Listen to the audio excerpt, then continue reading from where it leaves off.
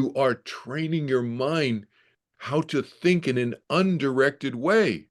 Whereas most people are born, they live their whole life, 80, 90, 100 years, they die, and they only learned how to think in a directed way.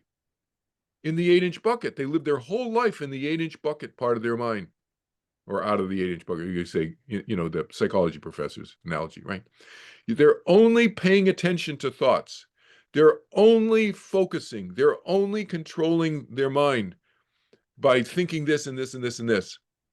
There's a whole universe, not universe, but there's a whole football stadium. It's not as big as the universe, but there's a whole huge football stadium outside that 8-inch bucket, which is how our mind can think in an undirected way, a less directed and eventually undirected way.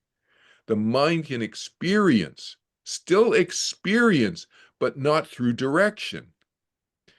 I understand this is a new concept to you guys, but I just was planting seeds. Okay, I'm planting concepts to you in your thinking, new words, new ways of putting together English words that usually are not put together this way.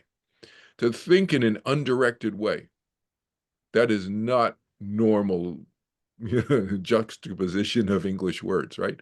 But that becomes a whole area of ability that you will develop just by doing this meditation properly twice a day. And it has all kinds of practical benefits, which we'll talk about.